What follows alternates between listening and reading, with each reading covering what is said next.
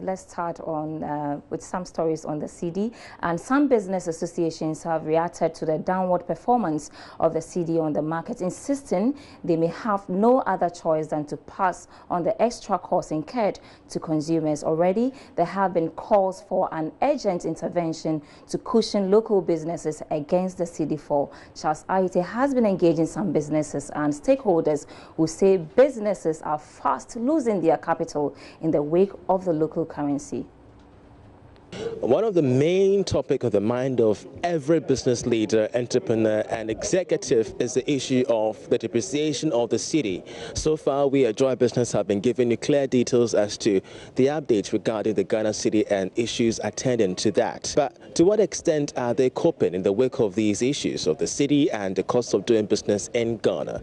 I get to interact with the president of the Ghana Union of Traders Association, Dr. Stephen Obeng, on this issue to get his first-hand thoughts on the matters as they arise.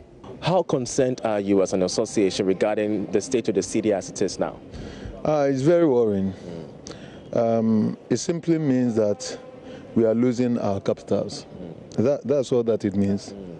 Yeah.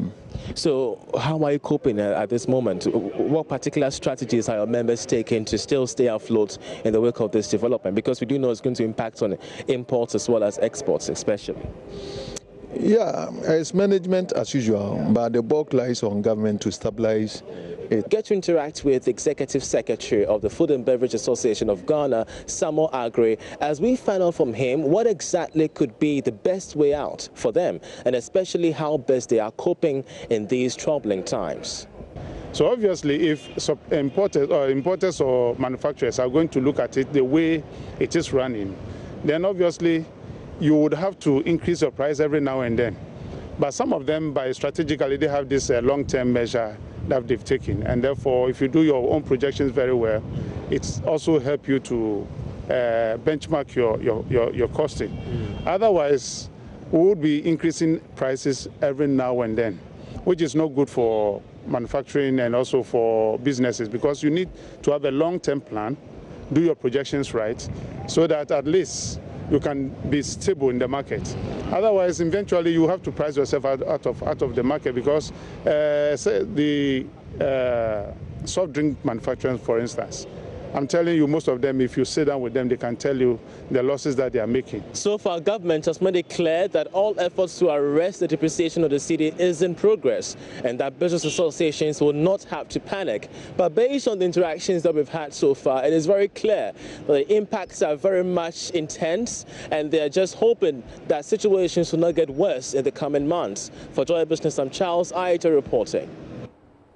Let's still stay on issues concerning the cedi, because the AGI has responded to the cedi's persistent depreciation. CEO of the AGI said Chum Akwabwa is calling for an end in speculation, which he refers to as one of the main reasons for the cedi's performance in recent times. He stressed that the cedi's recovery can best be achieved if speculations and panic are reduced. Chief Executive Officer of the Association of Ghana Industries, AGI, said Chum Akwabwa cautioned that persistent speculations would rather affect the downward trend of the local currency and impact its performance negatively in the future. Joy Business Ella reported that some business organizations are even threatening to pass over the cost to consumers to forestall the eventual collapse of their businesses. Said Chum Akwabwa says the current state of the cedi is temporary and kicked against any unnecessary speculation. The cedi is depreciating is of concern to all businesses, and of course anytime the cedi depreciates, for us in industry, we even feel it the most, because we import your raw materials, and a lot of the raw materials we use for production purposes are imported. It's a seasonal thing. It happens once in a while. It escalates when we speculate and we make it, we give up so soon and think that it cannot be solved immediately. In that case, even people who do not need the foreign currency start buying foreign currencies and hiding, which is not good enough. So we must always do away with speculation and actually deal with the real issue on the ground. So if the cedi is depreciating, why is it depreciating? And what can Bank of Ghana do? Also, Sergio Makwabwa shared with Joy Business some solutions to address the downward trend of the city. He believes a permanent and long-term solution will be to increase exports to decrease demand for the dollar. We definitely need to reduce our import volumes and increase our local production so that our demand for foreign currency would come down. And we have always said this over and over again, that the way to do it is to support industrial growth. If you are producing a lot of the products locally, then you don't need to import so much. Once there's pressure on the cedi for imports, then you always have this situation. So the long-term solution really is to ensure that you step up local production and reduce imports. So far, some financial experts say external pressures, including external hikes in interest of investment assets in the U.S., as well as an expected increase in the U.S. Federal Reserve rate, are impacting negatively on the city. Let's now go over to the phone to speak to an economist, Dr. Lord Mensah, on the performance of the cedi. Now, let me inform you that cedi was trading today at 4 cedis 83 pesos. That is according to the dollar, actually, and that is according to a report from Bloomberg, and it gained some 0.26%. So, Dr. Lord Mensah is standing by to give us his thoughts on the performance of the cedi. Good evening, sir. Can you hear me? Hello, Dr. Lord Mensah. Hello, sir.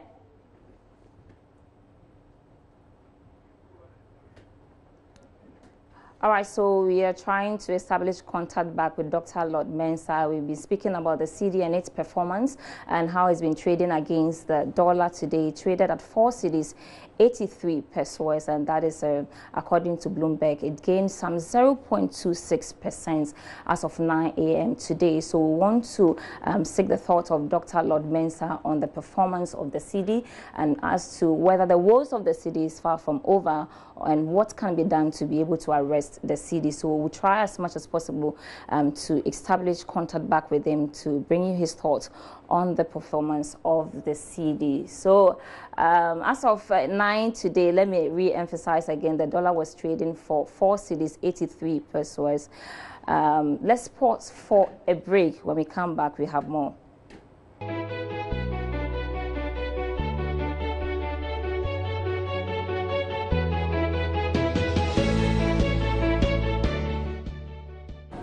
Welcome back to Business Live. Unfortunately, we've not been able to establish contact back with Dr. Lord Mensah, but let's go for our main story tonight. And the double track system has begun amid several challenges. Despite the challenges, it appears government is not backtracking on its implementation. But do you know how much it's going to cost government? Well, let's take a look at this.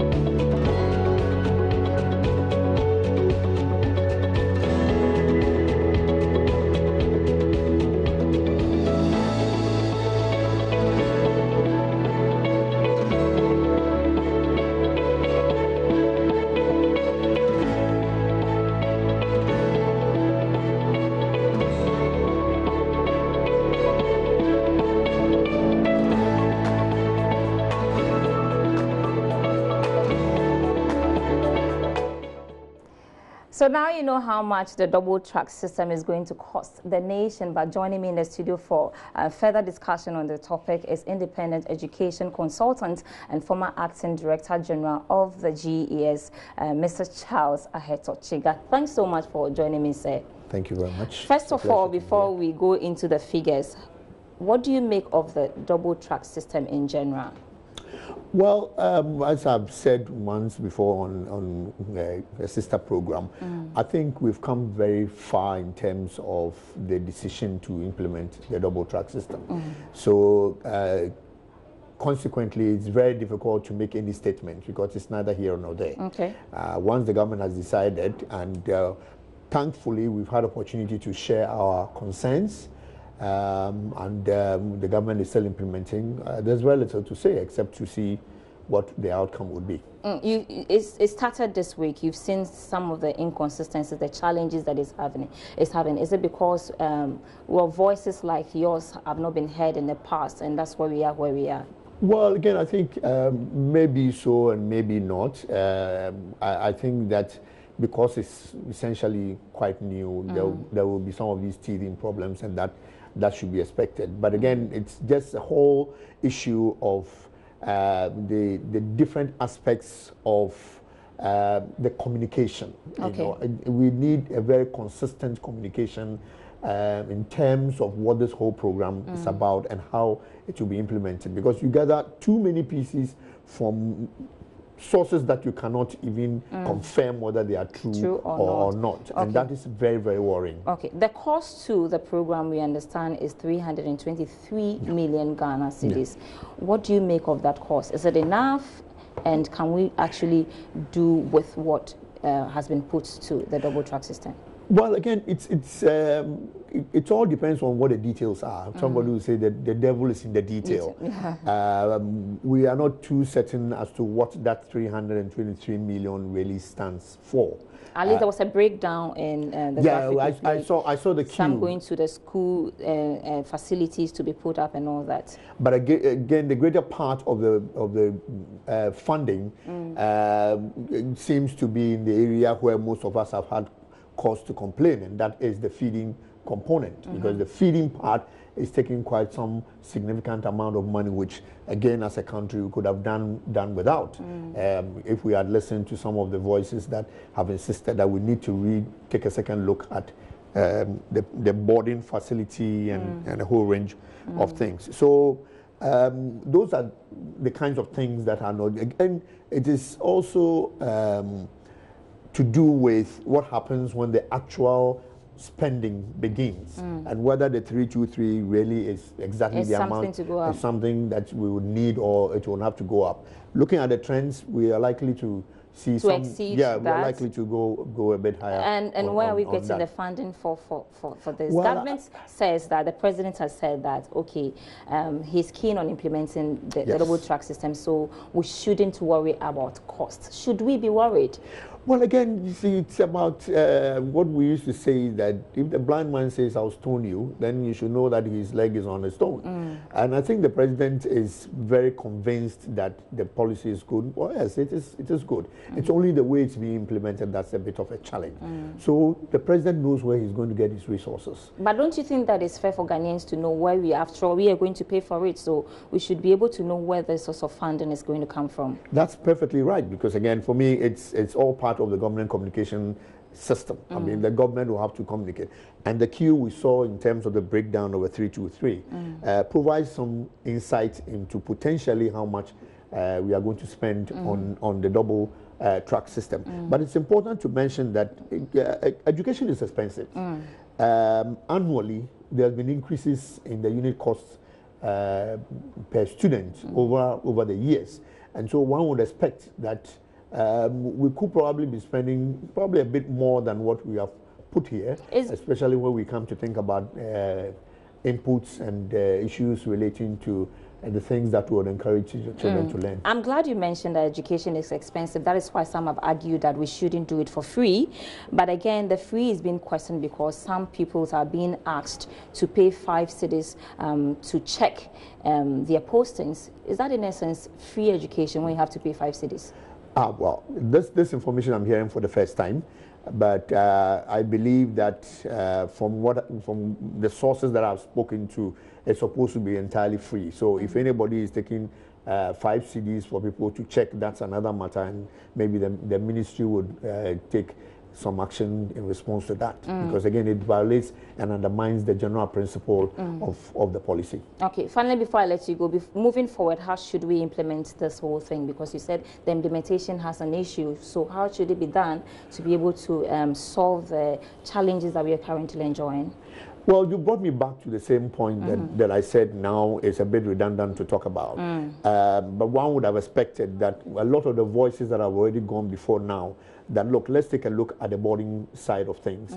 Let's begin to look at a sharing arrangement, or even do a scholarship arrangement that targets the children whom we deem to be performing. Currently, the point is that we have no cut-offs. Now, if we have no cut-offs, then that is a very interesting development, because again, it means that everybody who wrote the BECE, and now we put the figure is about 492 plus, is going to secondary school, regardless of, all you need to do is that you entered for the BECE and you are in a secondary school. So again, there are concerns about some of those things and the potential for outcomes and learning achievement in the schools, and the teachers are already complaining. I'm grateful for your time, Mr. Charles Ahetochiga is an independent educationist and former Director General of the Ghana Education Service. Let's move on. And most commercial banks would want to depend on their income surplus in meeting the new capital requirement. This was highlighted in the 2018 PricewaterhouseCoopers Ghana Banking Survey released by the auditing firm. Let's have the details in this report.